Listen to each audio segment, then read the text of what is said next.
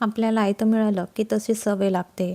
रेयांशला माहीत आहे की आपल्याला उशीर झाला की मम्मी ही चारूनच देते आणि त्याची तयारी पण करून द्यावं लागते. त्याला साधी बॉटल भर म्हटलं तरी पण त्याच्याच्याने ते होत नाही.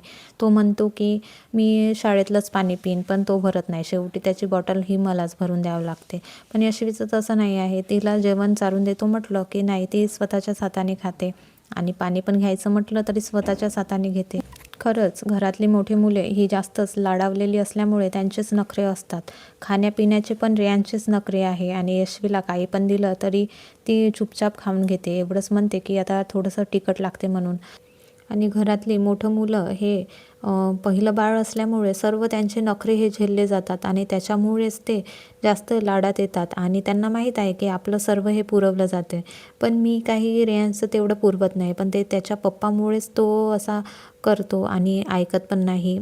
कारण का त्याचे पप्पा त्याने जे मागितलं ते पटकन देऊन देतात आणि अभ्यास तर करतच नाही, तरी पण त्याच्या सर्व हट्ट तेच पुरवतात. आणि मी जेवण चालून दिलं की म्हणतात तुलाच गरज आहे का. मी त्याला म्हणते बोलते तर त्याला वाटते की मम्मी चांगलीच नाही आहे आणि पप्पा काही बोलत नाही तर पप्पाच चांगले आहे.